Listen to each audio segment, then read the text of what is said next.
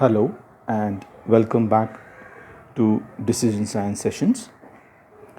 Last time we had solved a transportation problem using the Vogel's approximation method, and we had come to this final solution, and because the allocated cells were equal to 6, which was nothing but m plus n minus 1, we came to the conclusion that it is a feasible solution, and the cost which we calculated came to 79,500. Today we will go ahead and solve the same problem further to get the optimum solution. There are two methods which are used to get optimum solution. We are going to make use of the modified distribution method. So let us come here. I have written down the problem once again here. The method which we are going to use to find the optimum solution is known as modified distribution method, or also as UV method. Okay. Here I have the sources P1, P2, P3 and the demand. I have written down the destinations here, W1, W2, W3, W4 and the supply. Okay, and this was the solution which I had got from the previous example. Okay, now to begin with the MODI method, or the modified distribution method, the first step is always to check whether my solution which I have got is a feasible solution or not. Okay, and what do you mean by a feasible solution? If the number of allocated cells is equal to m plus n minus 1, then it is a feasible solution. Clear? Now, because as you can see it is already a feasible solution, the number of allocations are 6, okay, and m plus n minus 1 is also 6, so it is a feasible solution. To solve this problem using the MODI method, the first step would be to find the row numbers and the column numbers. The row numbers I have written down in this column here, and we have the column number in this row here. Okay, your row numbers are represented by U1, U2 and U3 here, whereas for the column number we are going to make use of V, V1, V2, V3 and V4. We are supposed to find out the values of the U's and the V's, and therefore it is also known as your UV method. Okay, to find the values of U's and V's, we are going to make use of the formula. So let me write down the formula to find the values. The formula is Cij equal to Ui plus Vj, and it has to be used only for the occupied cells. Okay, let us see how we do it. Okay, what do you mean by occupied cells? The cells which has allocations. So we have this allocations here. Okay, these are my occupied cells. The first step is to check a row or a column which is having maximum number of allocations. Okay, so here we have W4, this column has maximum allocation. So I will initialize my variable V4 to 0 first. So this is my first step. Assign the variable, either it can be a row number or it can be a column number. Wherever we have maximum allocation, take that particular row or cell and assign the variable to 0. So we have taken V4 equal to 0. Now using this formula Cij equal to Ui plus Vj, we are going to calculate the other values of row number and column number. Okay. Now let us take the occupied cell, which is this one, 100 here. Okay. The cost is 200. So Cij is 200. 200 is equal to U3 plus 0. Okay. So if you do this calculation, I will get U3 as 200. Okay. Now you can see Cij, that is 200, equal to 200 plus 0. So it is equal. Similarly, we'll do it for U2.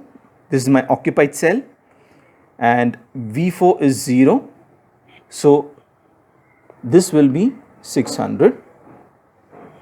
And similarly, for U1, I'll get 100. How I got this value? Using this formula here. Okay. So let us take this one, first one, and check it out. 100 equal to 100 plus 0. Fine. That's how we calculated the value for the use. Okay. Now look at the other cells. If you look at U1, the first row, we have here W1, under W1, P1 W1 is occupied. So I can use this U1 to calculate the value of V1. Okay, I'll just write down this here down. So what is the cost? It is 190. Okay, equal to U1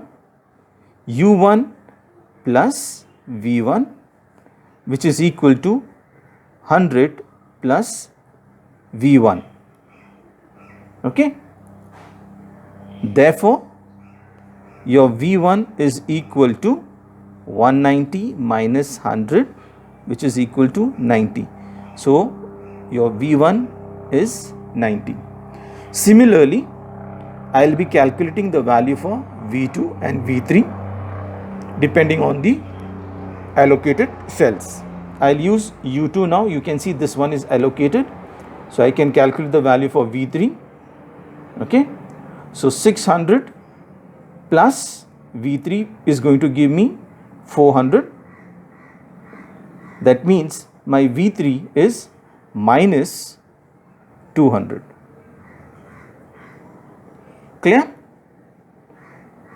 Next one, using U3, we have an allocated cell here and we can calculate the value for V2. Okay. So now 200 plus V2 will give me 100.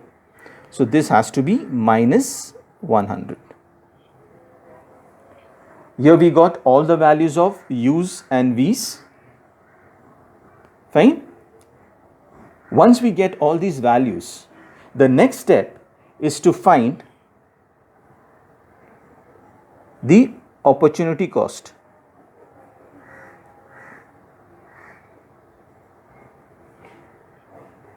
The opportunity cost is given by Cij with a bar here, okay, for each unoccupied cell.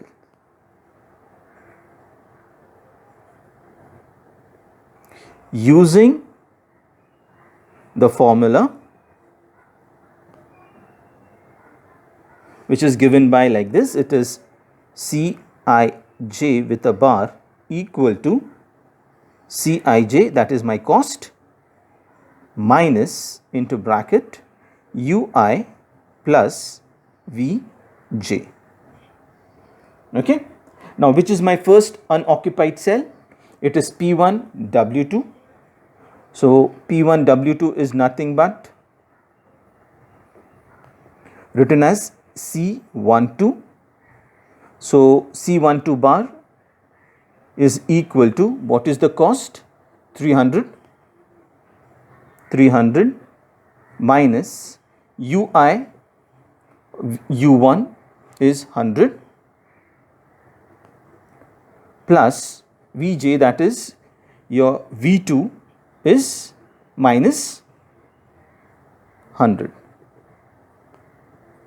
Okay. If we do the calculation, we will get this as 300, because 100 minus 100 will give me 0. 300 minus 0 will give me 300. Similarly, I will do it for the other cells. The other cells P1, W3. So C13 with a bar is equal to 500 minus 100, that's this value, okay, and V3 is minus 200, so I will directly write here minus 200. This is going to give me 600. Okay, how 600? 100 minus 200 will give me minus 100. When we open the bracket, it will become 500 plus 100, that is 600. Let us do for the next row P2 and W1. So this is P C21 bar equal to 700. You can see this cost 700 minus, this is 600 here, and we have 90 here. Okay, so this will be 600 plus 90. So 700 minus 690 gives me 10. The next value P2 W2, which is unoccupied, P2 W2 unoccupied cell. So we have C22 bar equal to 300. Okay, that's the cost, 300 minus 600 minus 100, which gives you minus 200.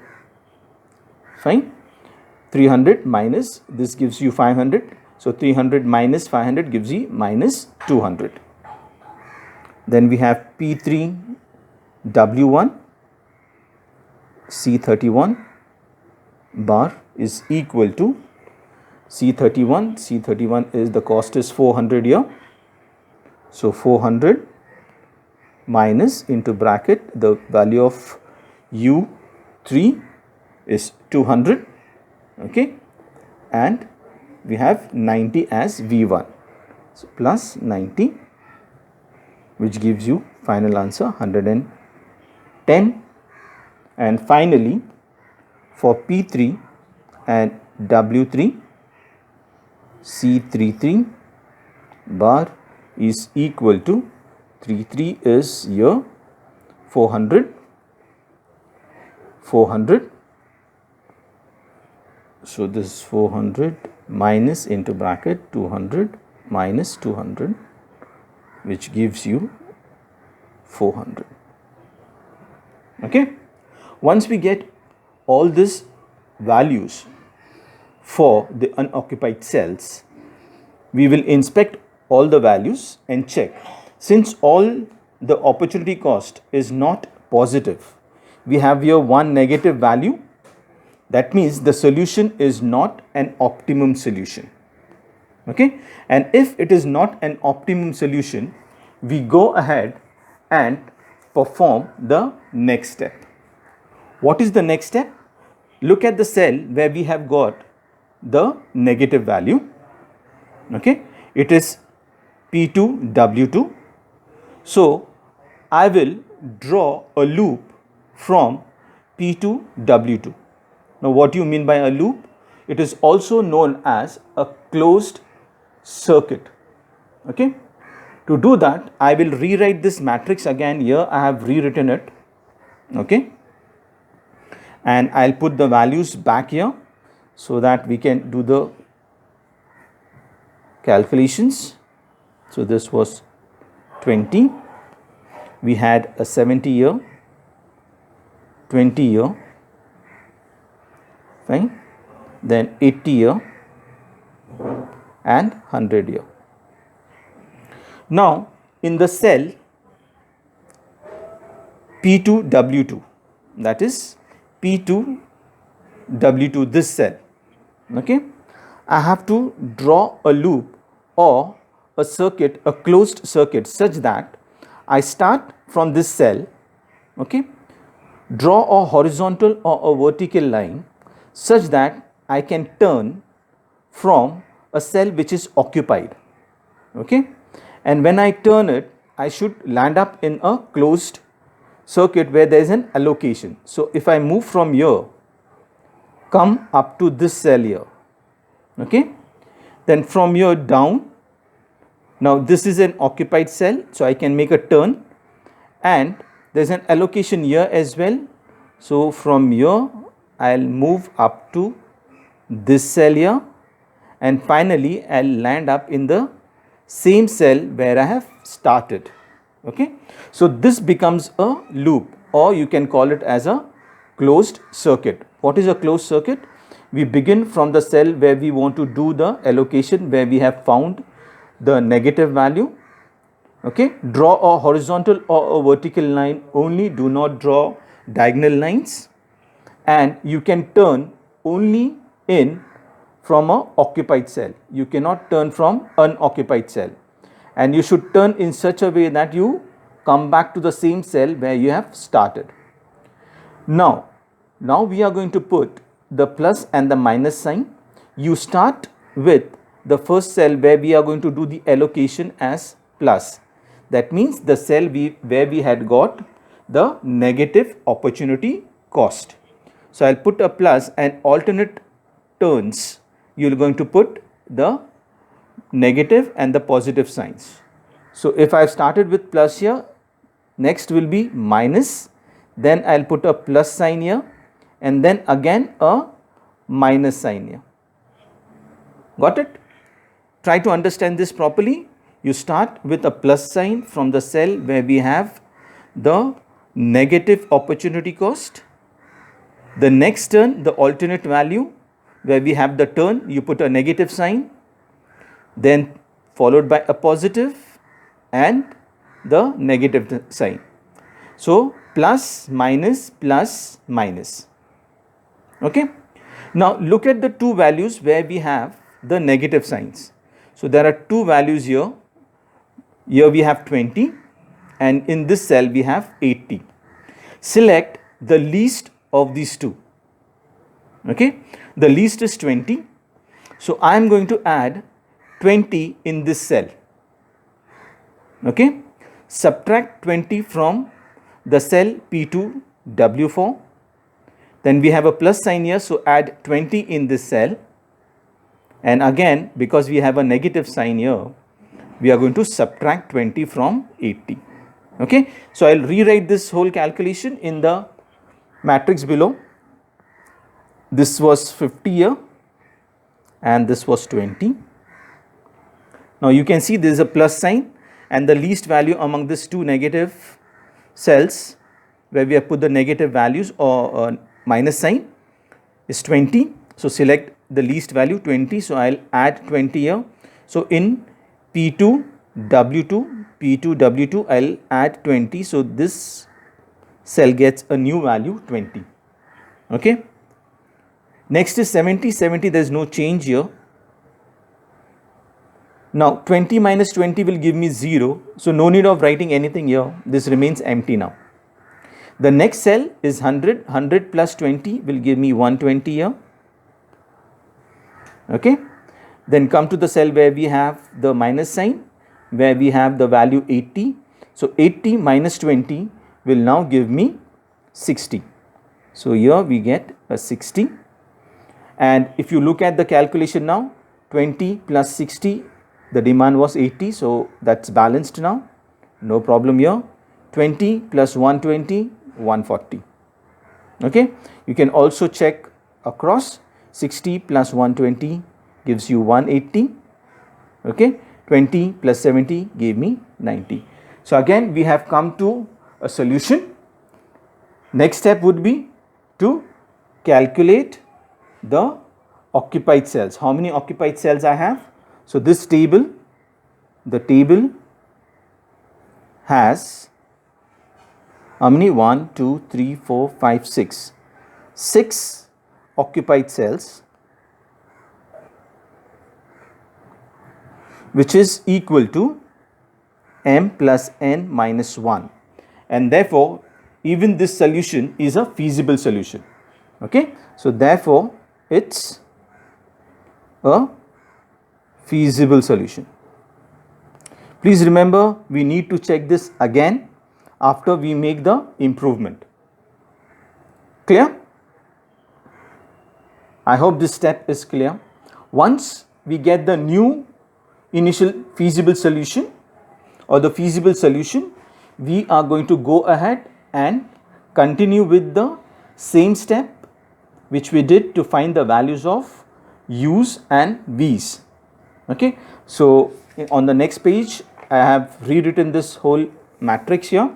Okay, let us put the values which we got in the previous matrix. So this was 50 which I got, 20 here, and this was 120 now, followed by a 20 here and 70.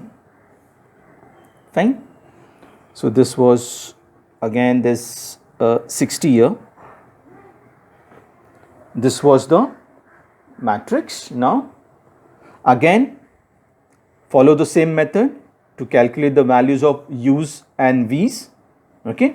Now because in each row and each column I have only two allocations, so randomly you can assign one of the variables to 0. So I'll take u1 equal to 0. Okay, and using the formula Cij equal to ui plus vj, I will calculate the other values. Okay, please remember you have to refer to the occupied cells here. So using u1 equal to 0, I'll go to this occupied cell, w4 is occupied, so I can calculate the value of v4 here. Okay, so 0 plus v4 is equal to 100, so this will be 100. Okay, again similarly I have here 190, so 0 plus v1 will give me 190, so this will be 190. Once this is done, check whether I can use this value. I can use this 100 now to calculate the value of u3. Okay, so u3 plus 100 should give me 200, so this will be 100. Fine. Using this u3, I can calculate the value of v2. Okay, so u3, that is 100 plus v2 should give me 100, so this will be 0. Okay, now using this v2 I can calculate the value of u2. So u2 plus 0 should give me 300, so the value of u2 is 300 here. And finally using u2 I can calculate the value of v3. What will be the value of v3? 300 plus v3 should give me 400, so this will be 100. I hope you have understood.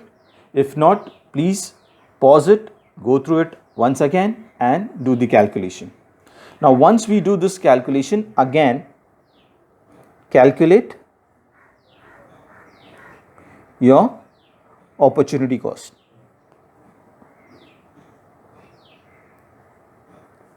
For unoccupied cell.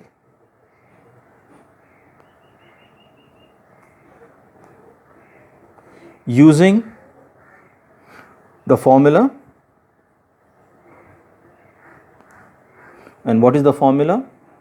Cij with a bar equal to Cij minus into bracket ui plus vj.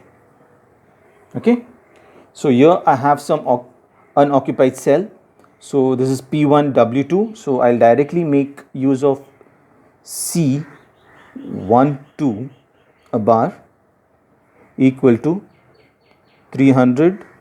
Okay, that's 300 cost minus into bracket 0 plus 0, so 0 plus 0, answer is 300.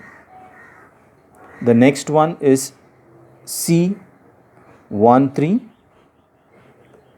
which is, you can see 500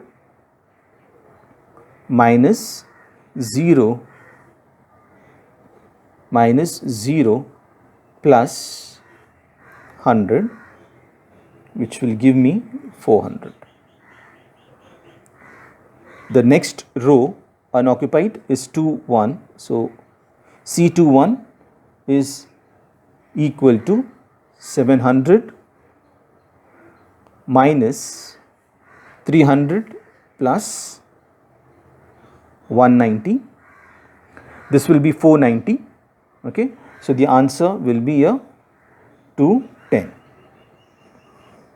Okay, next one, unoccupied cell is C24. C24. For C24 we have 600 minus 300 plus 100. So this gives you 400. So 600 minus 400 gives you 200. Okay. The next cell is 31. 31 we have 400 as the cost. So 400 minus 100 plus 190. So 100 plus 190 is 290. So 400 minus 290 is going to give me 110. The last one, C33. For C33 we have 400 as the cost. So 400 minus 100 is 100 plus 100. So the answer will be 200. And if you look at this whole values, all the opportunity cost, all the values are positive. And since all the opportunity cost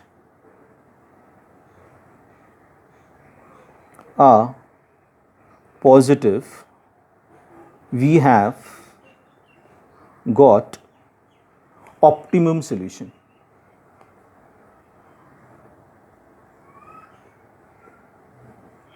Okay. So what is my optimum solution? This one is my optimum solution. I will rewrite this whole thing here so that we can do the calculation for the cost. Okay. So we have P1 W1. How many units? Let us write the units here and I'll do the calculation of the cost here. Okay.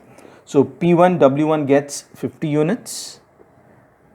Next one, P1 W4 is been allocated 20 units. P2 and W2 has got 20 units. Then P2 and W3 has got 70 units. And P3 W2 has got 60 units. And the last one, P3 and W4 has got 120 units. Fine. The cost, we will refer to the table again and do the calculation here.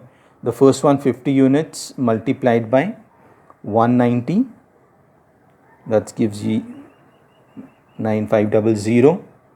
Then 20 units multiplied by 100 gives you 2000. Then 20 multiplied by 300 gives you 6000. 70 multiplied by 400 gives you 28000. Then 60 multiplied by 100 gives you 6000. And finally 120 multiplied by 200 gives you 24000. And the total cost in rupees is coming to 75,500. I can write down here Z min, okay, is equal to rupees 75,500 500. Why Z min?